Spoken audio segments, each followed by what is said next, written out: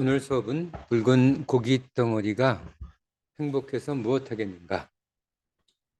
붉은 고기 덩어리는 우리 사람들을 말하는 것이죠. 붉은 고기 덩어리가 행복해서 무엇하겠는가라는 주제로 최소 행복에 도달하는 방법에 대해서 생각해 봅시다. 선생님, 사랑도 자유도 정의도 도덕도 국가도 권력도 부도 명예도 신조차도 행복을 보장해 주는 것이 아니라면 지금 전부 다 그렇게 얘기하고 있죠. 그것은 자기 존재가 스스로 찾고 얻어야 하는 것인가 보군요. 자기 존재적 접근 이외에는 다른 방법이 없는 것 아닙니까? 라고 질문하고 있습니다. 그럴 수 있겠죠. 존재가 행복을 준다. 존재가 행복을 준다. 자, 왜 그런 생각을 했나? 지금까지 수업에서 나왔던 방법들이 모두 자신이 아닌 어떤 것에 의존해 행복을 얻으려는 것이었는데 결국 행복을 얻는 최고의 방법은 아니었습니다. 그렇다면 행복의 비밀 열쇠는 자기 자신의 존재에 있을 것이라는 생각입니다. 그렇죠?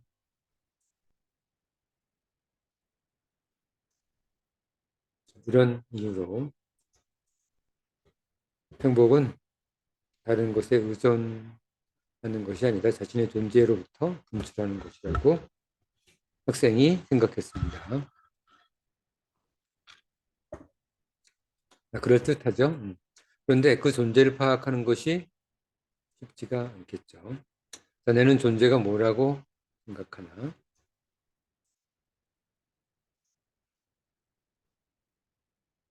자, 저는 선생님이 말씀하신 니체 생각. 자, 니체 생각은 밑에 나오니까 다시 봅시다. 자기 존재의 본질을 찾기 위해 490개 껍질을 까고 들어가 존재를 찾으려는 사람이 있는데 그렇게 해서는 존재를 찾지 못한다는 그런 말입니다.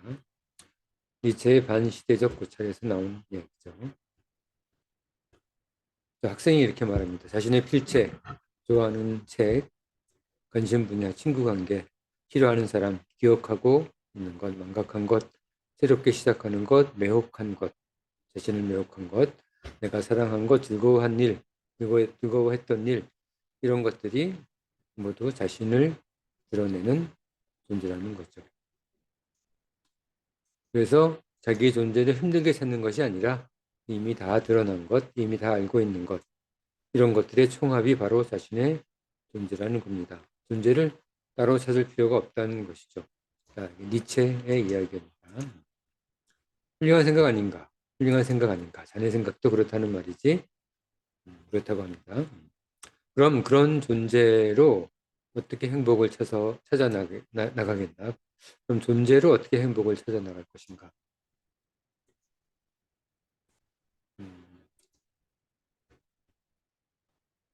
한번 찾아봅시다. 존재로 어떻게 행복을 찾을 수 있을지.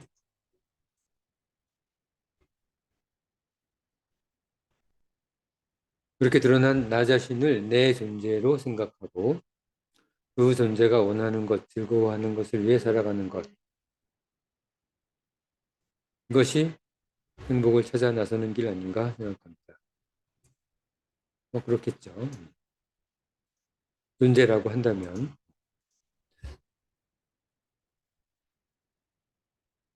그럼 자기가 원하는 대로 살겠다는 것 아닌가? 세상이 그걸 그대로 허락할까? 허락하지 않죠, 잘. 존재가 원하는 대로, 즐거워하는 대로 사는 건 존재하기는 좋겠지만, 존재에겐 좋겠지만, 그것으로 삶을 위한 수단인 돈, 힘, 명예 같은 걸 얻을 수 있다는 보장은 없지 않겠나. 그렇겠죠? 철학적 존재와 실제적 삶에는 괴리가 있는 것이지. 그 연결고리를 찾아야 하네. 잘못하면 길을 잃고 헤맬 것세. 철학적 존재와 우리 삶이 어떻게 연결되어 있는지 우리는 그거를 찾아야지 실제적 존재만 찾고 그게 우리 삶에 어떻게 연결되는지를 파악하지 못하면 존재 찾아봐야 소용없고 오히려 길을 잃고 헤매게 됩니다. 존재를 안 찾는 게 낫죠.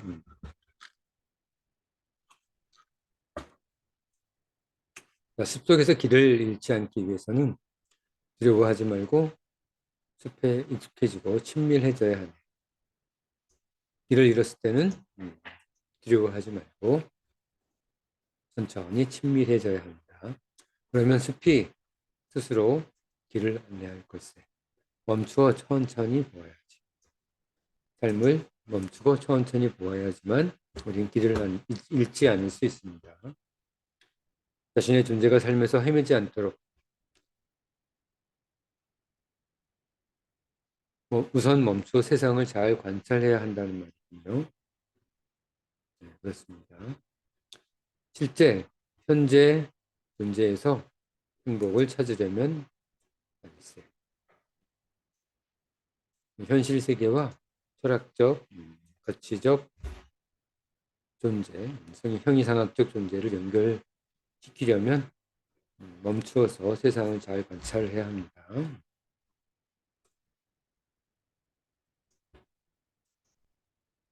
지관이란 말도 있죠. 지관. 멈출지, 관찰할 관. 멈추어 세상을 보다. 불교에서 아주 중요하게 생각하는 문목이죠. 베스트셀러 책 제목도 그렇고요. 멈추어 세상을 잘 관찰하라. 지관이죠. 그런데 학생이 다시 묻습니다. 그런데 삶은 과거, 현재, 미래가 얽혀 있어 그 실타래를 풀기가 어려운 것 아닌가요? 현재 존재라고 얘기하니까 현재 존재와 과거 존재, 미래 존재가 서로 얽혀 있어서 현재 존재만을 분리할 수 없다는 말이죠. 현재를 바꾸려 해도 과거가 발목을 잡고 미래를 바꾸려 해도 현재의 늪에서 빠지지 않습니까? 그렇죠? 현재와 미래 그리고 과거는 서로 연관되어서 서로 뒤엉켜 있습니다. 그걸 잘 풀어야 되죠. 그렇긴 하지만 어제 우리도 내일 있을 우리도 오늘의 의지가 결정한다네. 이거 많이 듣던 얘기죠. 과거를 창조함에 대한 이야기입니다. 우리 첫 번째 수업에서 과거를 점점 공부했었죠. 실타래를 풀 실마리가 현재의 의지란 말이죠. 지난 수업에서 과거를 한다고 했듯이 말입니다. 모든 행복이 현재에서 시작한다고 보면 될 텐데 항상 현재는 실제 살아가야 하는 시기이고 그렇다면 힘들고 투쟁을 해야 하니 어떻게 보면 현재는 불행을 느끼는 시기가 아닌가요? 그렇죠? 보통 현재는 행복하기가 어렵습니다. 특별한 경우를 제외하거든요. 학생들도 좋은 대학을 가기 위해서는 공부를 해야 되고 회사원들도 진급하기 위해서는 노력해야 하고 자 어쨌든 물에 그림자가 빠져도 옷은 젖지 않네. 이게 무슨 말일까요? 색깔이 바뀌었네요. 봅시다. 하루하루는 모두 바람 속에 저장되었다가 어느 봄날 오후 그대로 돌려줄 것을. 투덜대는 하루하루가 모인 것이 행복입니다. 우리가 아무리 투덜대도 그것들이 모여서 행복이 물에 빠지는 듯한 힘든 시간이 하나하나 모여 행복이 되는 거죠.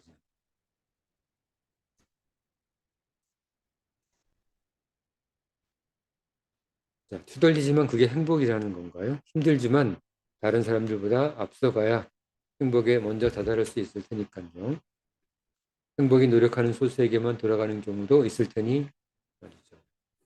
자, 학생이 나름대로 선생님의 말을 잘 해석했습니다. 그런데 좀 아직은 부족한 것 같습니다. 꼭 그런 건 아니네요. 자신이 너무 앞서 있으면 걸음을 멈춰야 하지. 너무 앞서가면 길을 잃고 헤매다 추락할 것이기 때문이지. 우리는 너무 앞서가면 추락합니다. 아무리 위대한 철학도 시대를 너무 앞서가면 차장되어 버리죠. 과학도 마찬가지입니다. 지동설 그런 것들 다들 시대를 앞서가서 탄압을 받았죠. 평등에 대한 루소의 생각도 시대를 앞서가서 탄압을 받았습니다. 자, 하지만 뒤처지면 막막하고 앞서면 자랑스럽지 않습니까? 그렇긴 하죠. 초라함, 슬픔, 그리고 즐거움, 명예로움 모두 때때로의 일이네. 열등한 것도 탁월한 것도 없는 것에 일시적으로 좀 앞서가기도 하고 뒤처지기도 하는 것이지 그게 그 자체로 열등하거나 탁월한 것은 아닙니다.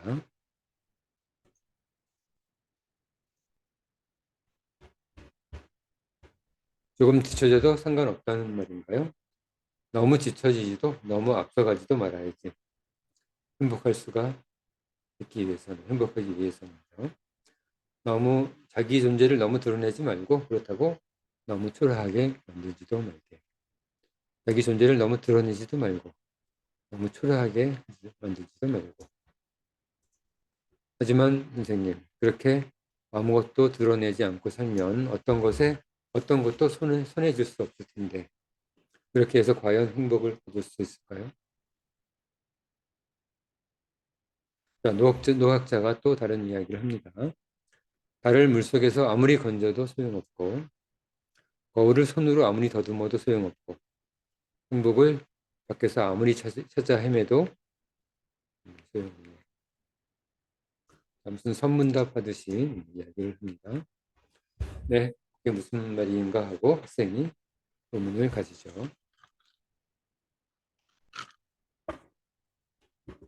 지나치게 결과에 성취에 아름다움에 좋은 집에 친구 관계에 높은 자리에 출세해 이런 것들에 목매지 말라는 말이네. 자기 존재가 고단해지고 고달파지니 말이세. 너무 무리하지 말라는 겁니다. 뭐 노력은 해야겠지만 무리하지는 말라.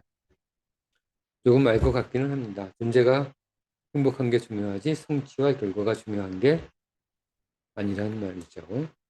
어차피 죽을 운명이니까요.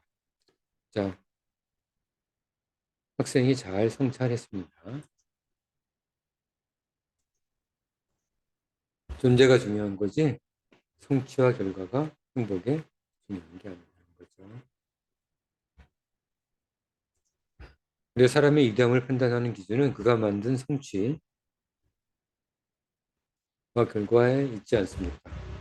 그런 성취가 행복을 주는 힘일 테니까요. 그렇긴 하죠. 약간은. 위대함이 행복을 준다고 생각하나? 선생님은 다른 생각입니다. 위대함은 다른 사람이 보면 그렇겠지만 그것을 이룬 사람에게는 자기 노력의 산물일 뿐이네. 그렇습니다. 그 노력이 자기 존재를 피폐하게 하면 사람들이 열광하는 위대함도 존재의 행복과는 아무 상관없는 거죠. 그렇습니다. 하지만 보통 사람과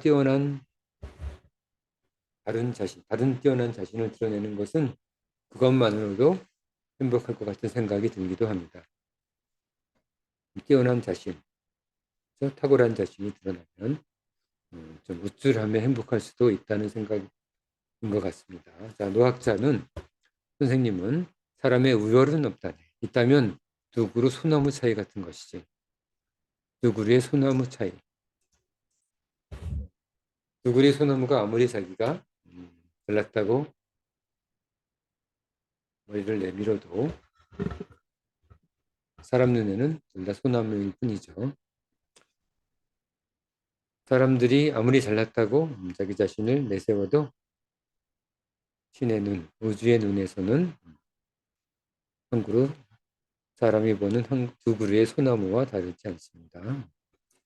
행복한 삶 속에서 성과물을 내야지 자기 존재를 자기 존재를 지치게 하면서 낸 성과물은 그것이 아무리 위대해도 정작 본인은 행복한 게 아니라는 말이죠. 자, 반복해서 이 얘기를 확인하고 있습니다. 그렇네. 근데 왜 관계가 없죠? 자, 뒤에 봅시다.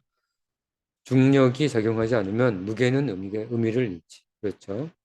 행복 또한 무엇에도 얽매이지 않는 무중력 상태 같은 것이라서 가진 것의 의미를 잃어버린다네.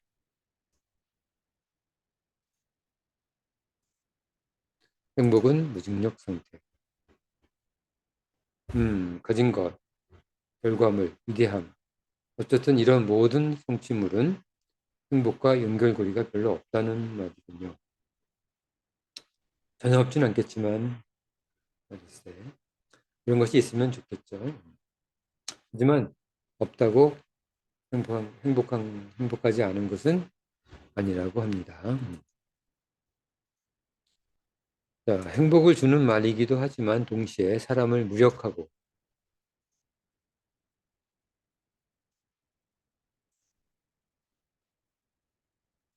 태만하게 할 수도 있겠습니다. 그렇죠. 그런가? 자, 나태와 안일은 불행의 시작이지. 행복을 위해 가장 주의해야 할 것들이네. 어떤 경우에도 피해야지. 나태와 안일은 안 됩니다. 이건 뭐 예외 없이 안 됩니다. 너무 성취에 매달리지 않지만 그렇다고 나태하지도 말라. 이런 말이네요. 자신의 색이 뚜렷하면 평정 속에서 자유롭기 어렵다네. 자신이 너무 드러나기 때문이지.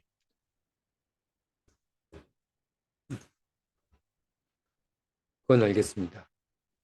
행복을 위해 성취를 구하지 않으면 그럼 무엇을 추구해야 하지? 했죠? 자, 학생이 묻습니다. 성취가 아니면 그럼 무엇을 추구해야 하는가? 생각해봐도 잘 모르겠다고 합니다. 무언가를 추구하면 존재를 희생하게 되어 행복할 수 없다고 지금 노학자가 말하고 있으니까요.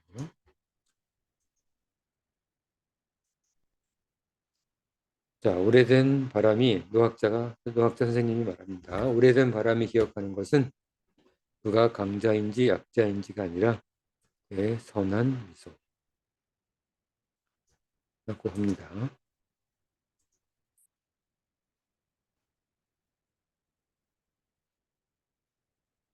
행복을 주는 것은 선한 미소. 우리에게 행복을 주는 것은 선한 미소. 틀림없습니다. 정말 그런지 무언가 한번 시도해 봐야 되겠습니다. 아니 지금이라도 가능하니까요. 행복이 모습을 드러내는 것은 용기를 내어 무언가 시도할 때문에 그렇죠. 용기 내어 시도하지 않으면 행복은 숨어버립니다. 그런데 물론 선한 척하는 미소는 아닐 테니 마음에서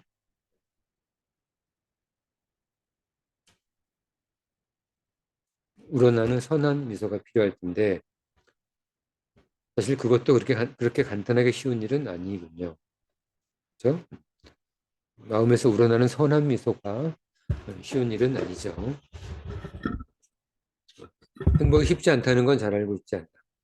선한 미소라는 것은 선한 마음을 드러내는 것이니 어떻게 선한 마음을 가질 수 있을 것인가가 문제겠죠.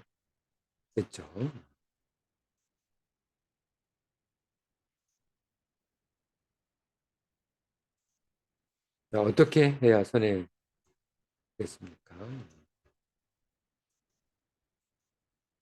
노학자가 말합니다. 모든 것을 수용하는 행복은 항상 같다네. 햇빛을 가릴 수는 없기 때문이죠. 저절로 전해진다네. 우린 선해지기 위해선 다른 사람을 존중하고 받아들여야 한다고 합니다. 타인을 인정하고 받아들이는 것이 왜 선해지는 방법이죠? 학생이 의문을 표시합니다. 자네는 누군가 자네 말을 잘 들어주고 잘 동의해주면 그 사람을 어떤 사람이라고 생각하나? 이런 이유 때문입니다. 이런 이유 때문에 학생도 이해했습니다. 물론 이것도 겉으로만 잘 들어주고 겉으로만 동의해 준다면 상대는 금방 그 본심을 알아차리네. 속이려 해도 소용없지. 하지만 누군가를 받아들이려는 태도와 행동을 자꾸 하다 보면 자연스럽게 자신이 선한 사람, 그런 사람이 되어 있을 것에. 자, 자꾸 받아들여 주다 보면 자신이 선한 사람이 되어 있을 겁니다. 선한 사람이 되는 방법이군요. 그런데 선생님, 지금 존재를 통해 행복에 도달하는 방법을 수업하고 있는데 존재가 있다면 존재가 없는 상태도 있을 텐데 존재가 없다는 것은 무엇을 말하나요? 존재가 없다는 것은 무엇을 말할까요? 생각해 봅시다. 그런데 왜 그런 생각을 했지?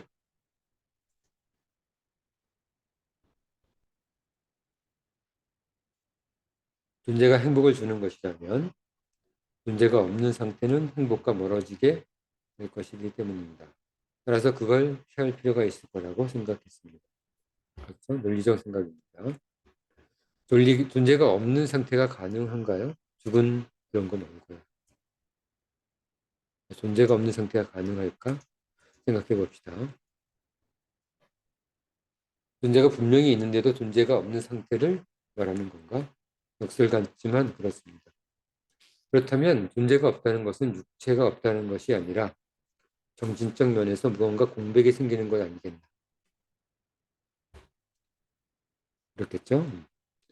존재 없음은 생각하지 않고 사유하지 않고 관조하지 않고 의지하지 않고 인식하지 않고 성찰하지 않고 고민하지 않고 슬퍼하지 않고 불안해하지 않고 상심하지 않고 기뻐하지 않고 즐거워하지 않고 미워하지 않고 좋아하지 않고 이런 것들 만든다.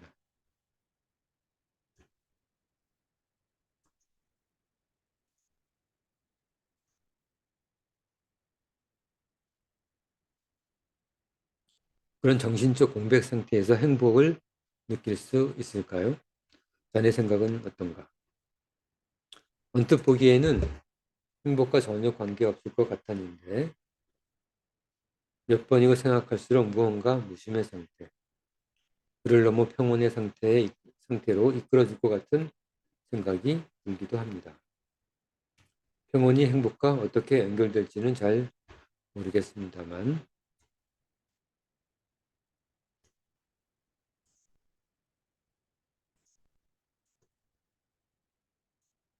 아무것도 생각하지 않으면 좋을 것도 없지만 나쁠 것도 없지. 행복을 불행하지 않은 상태라고 한다면 행복과 조금은 관련이 있을 것이네요. 행복을 불행하지 않은 상태로 우리 정의했죠.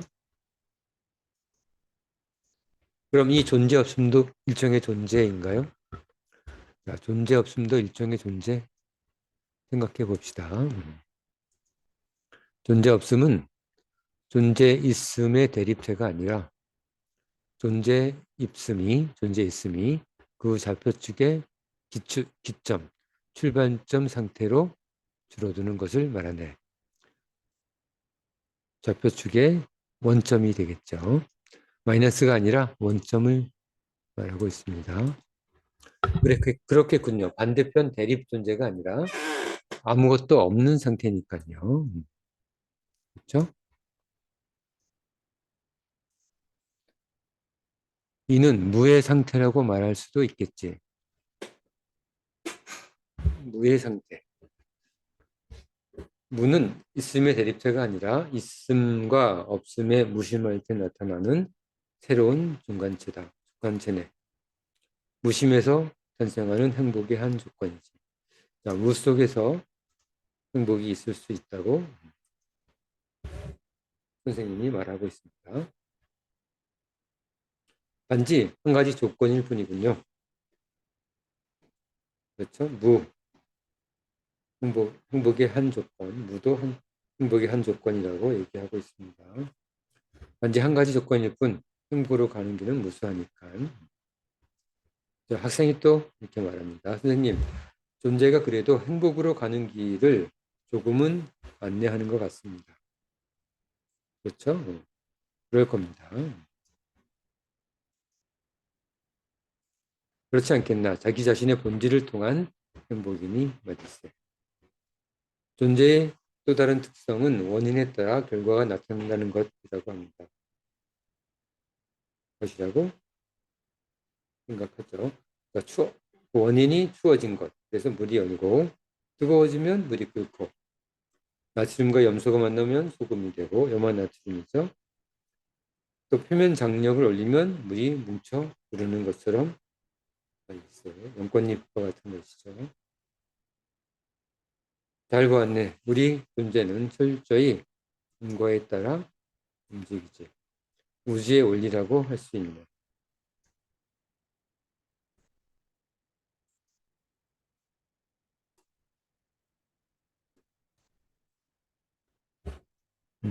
그렇습니다.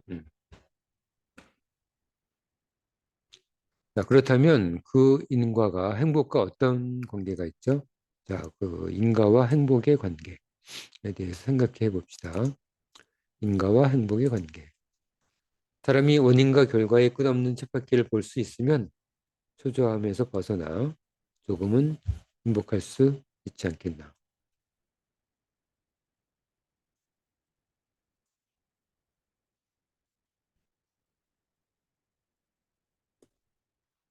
꽤 어려운 국가시험을 본다고 해보세요. 그 시험에서 붙으려면 끝없이 준비해야 하니 공부하는 과정도 힘들고 시험을 보고 결과를 기다리는 초조함도 힘들지. 게다가 시험에 붙으면 다행이지만 떨어지면 또 얼마나 낙심하겠나. 네. 모든 시간이 초조함의 연속이겠죠.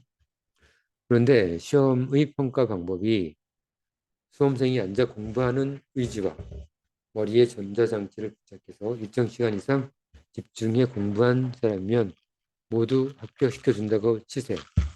그러면 어떻겠나? 시험의 평가 방법이 그렇다면 어떻겠나? 일정 시간이란 기준이 문제겠지만 초조하거나 무리한 준비는 하지 않겠지요. 시험 과정이 조금은 즐거울지도 모릅니다. 모든 것이 한 것만큼으로 결정되니까요. 그래서 인과를 통해 조금은 행복하다는 말이군요. 그래서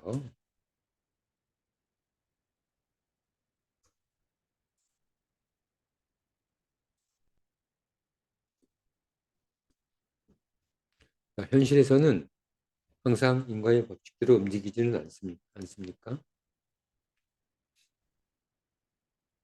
움직이지는 않지 않습니까? 그렇죠? 열심히 공부했는데 시험에 떨어질 수도 있고 누군가와의 우정을 위해 열심히 노력했는데 결국 관계가 좋아지지 않는 경우도 있고 말입니다.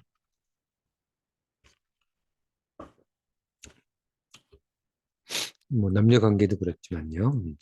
그런데 사실 인과의 법칙대로 안 되는 경우는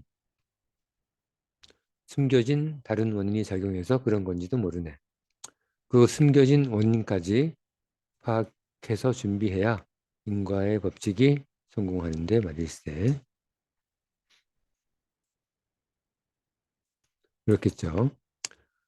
자, 예를 들면 물은 섭씨 0도에서 얼어야 하지 않습니까? 그렇죠.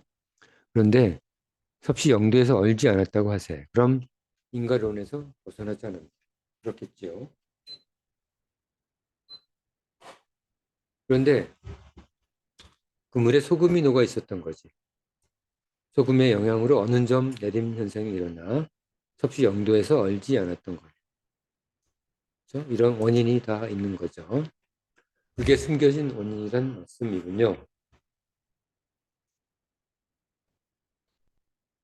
이런 숨겨진 원인을 모른 채 또는 간과한 채 인과론을 부정하기도 합니다.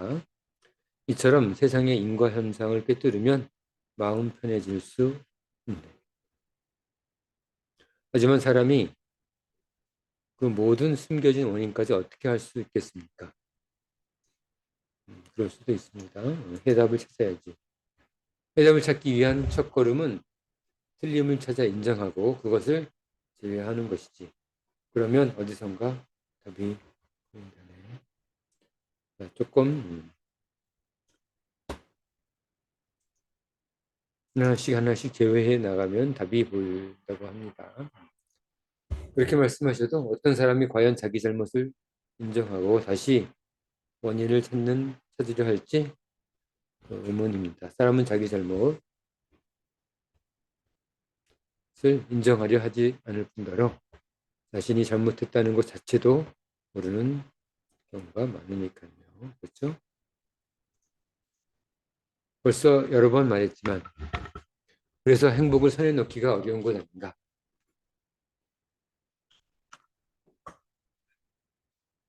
그렇겠죠. 근데 사람들은 그렇게 똑똑한 척은 하면서 왜 그렇게 잘못된 생각과 판단을 할까요? 쓸데없는 생각이 많아서 그렇네. 자, 학생이 의문을 표시합니다. 산은 산이요, 물은 물이다. 란 말처럼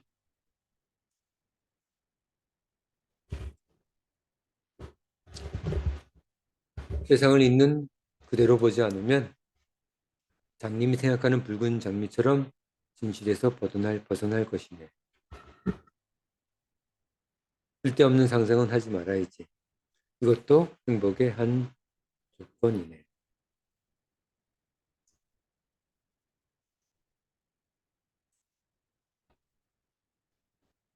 그렇군요.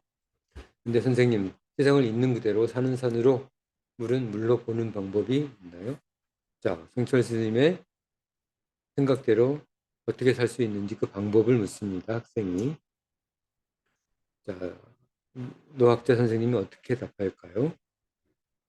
자, 그 답은 세상과 사람을 따뜻한 눈으로 보는 거라고 합니다.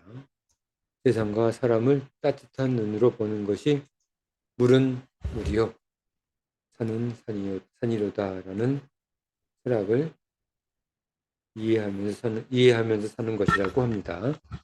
그게 왜 그렇죠? 자, 아직 논리적으로 잘 이해가 안 되는 것 같습니다. 학생이. 자, 선생님 말에 얘기를 들어봅시다. 사람은 세상과 사람을 따뜻한 마음으로 본다는 것은 세상과 다른 사람을 다 포용하려는 마음을 갖는 거지. 있는 그대로 보지 못하고 여러 생각을 하는 것은 자기도 모르게 의심하고 싫어하고 미워하기 때문에 이런 이유입니다.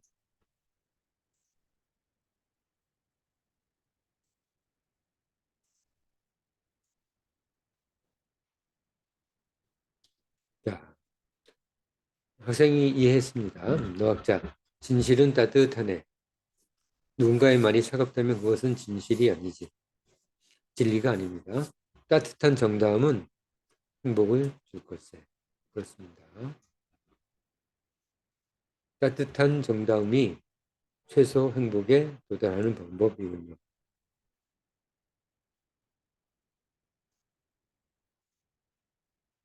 무언가 지금까지 수업한 내용 중에서 가장 접근하는 것 같기도 합니다. 학생이 다시 묻습니다. 말합니다. 누군가 따뜻한 정다움을 있는 그대로 받아주고 같이 정다움을 나누는 경우도 있겠지만 어떤 사람은 그를 이용하고 그를 업신여기려고 하는 사람도 분명히 있을 겁니다. 저보다 더 잘 아시겠지만요. 그렇죠? 자, 깨끗한 그릇은 그것을 씻기 위한 더러움을 각오해야 하고 고귀하고 안락한 모습은 비천하고 힘에 겨운 자신을 각오해야 합니다.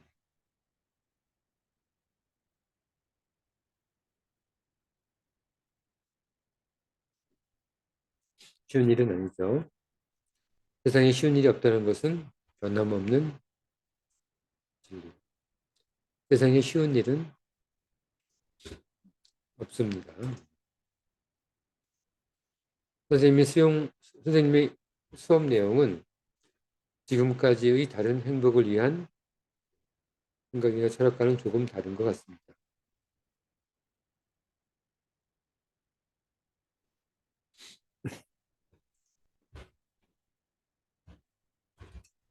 그렇죠? 내 생각도 계속 바뀌는데 다른 사람 생각과 내 생각은 조금씩 다르지 않겠나. 그렇겠죠? 다른 사람과 똑같을 수는 없죠. 아무리 위대한 사람이라고 하더라도 이처럼 진리의 말이 서로 다를 때 누구의 말을 믿어야 하나요? 그 결정이 행복을 좌우할지도 모르지 않습니까? 진리 판단 기준 같은 건 없나요? 자, 그럴 있음직한 질문입니다. 자네 자신을 믿고 결정하면 되네. 좀 잘못되면 어떤가? 자, 좀 잘못되면 어떤가? 라고 얘기합니다. 좀 잘못되면 어떤가? 행복 점수를 조금 낮게 받으면 되지. 합격 불합격의 문제가 아니라 점수의 문제이기 때문에 뭐 90점 맞으나 89점 맞으나 별 차이 없습니다. 행복에. 진리 판단을 위한 기준 같은 건 없군요. 그런 건 없네. 진리 판단의 기준은 없습니다. 감정도 의견도 철학마저 변한다네. 그렇죠? 변하죠. 같은 생각을 고집하는 자는 꼭 곧 독선적 바보가 될 걸세. 그렇습니다. 어제의 진리는 오늘과 상관없네. 진리도 그러할진데 그 판단 기준이야말로 말할 것도 없지 않은가. 그 판단 기준은 계속 바뀌어야 합니다. 존재가 행복을 위해 중요한 단서라는 것을 아는 것만으로도 무언가 다른 세상이 보이는 듯합니다. 멸대꾼 하지만 말일세 자기는 대지 위에서 자유롭게 거닐고 있다고 생각하지만 바로 그 대지가 그를 가지고 있을지도 모르네.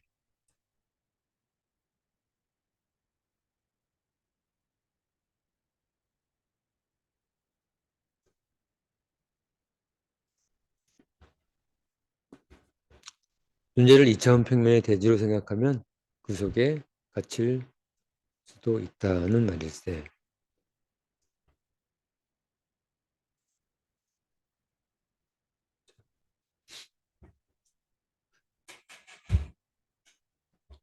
자, 행복을 존재에 가둬버릴 수도 있다는 말이군요. 자, 학생이 잘 해석했습니다. 행복을 존재에 가둬서는 안 됩니다. 그렇네. 행복은 존재에도 있을 뿐이네. 선생님, 존재를 통해 얻을 수 있는 행복 중에서 무엇이 가장 중요할까요? 행복 중에서 무엇이 가장 중요할까라고 묻습니다. 사람마다 다른 행복을 내가 어찌 알겠나? 그래도 무엇이 존재를 위한 행복하고 무언가 행복을 위한 존재, 존재를 통한 행복하면 떠올릴 만한 것이 있지 않을까요? 하고 있습니다. 자, 노학자가 있기는 하다고 하는군요. 자, 그게 뭐죠? 존재의 창조.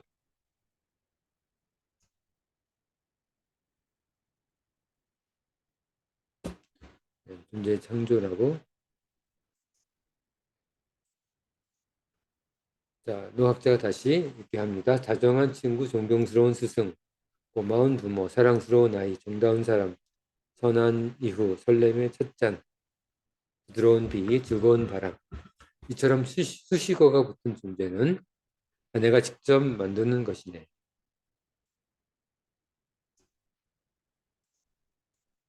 자네 또한 누군가에 의해 새롭게 만들어질 것세.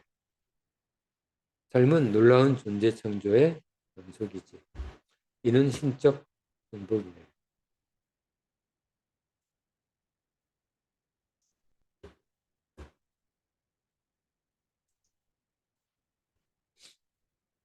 존재를 창조한다고요? 뿐만 아니라 자네 자신의 존재도 매일 창조하지. 자, 학생이 본문을 표시합니다. 우리는 본래 붉은 고기 덩어리네. 자, 이번 주제 되겠습니다. 그 고기 덩어리가 보고 듣고 말하고 생각하고 행동한다면 무엇 하나 더 바랄 것이 없는 경이로운 일이지 않나. 그렇죠? 만약에 그런 아무리 맛있는 것도 소용없고 우리가 살고 있는 그것, 그곳에서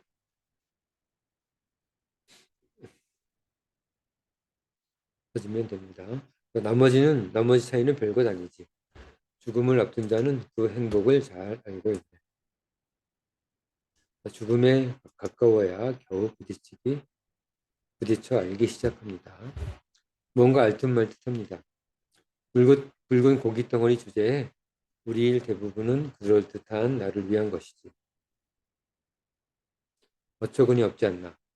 그냥 소박한 나를 원한다면 그렇게 힘들지 않게 살 수 있을 텐데 말일세. 자, 여기까지입니다. 여기까지. 우리 이번 단원에서는 고기 덩어리가 행복해서 무엇 하겠는가라는 주제로 우리가 작은 행복을 위한 행복에 대해 우리 공부해 봤습니다.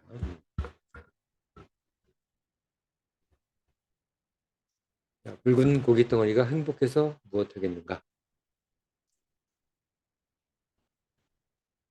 자, 그럼 다음 시간에는 또 다른 주제, 행복한 세상은 신이 아니라 내가 만든다라는 주제로 우리가 최소 행복에 도달하는 방법에 대해서 생각해 보도록 합시다. 자, 오늘 공부한 것도 잊지 말고 잘 기억해 두고 잘 정리해 두시기 바랍니다. 붉은 고기 덩어리가 행복해서 무엇하겠는가? 자, 오늘 수업은 여기까지.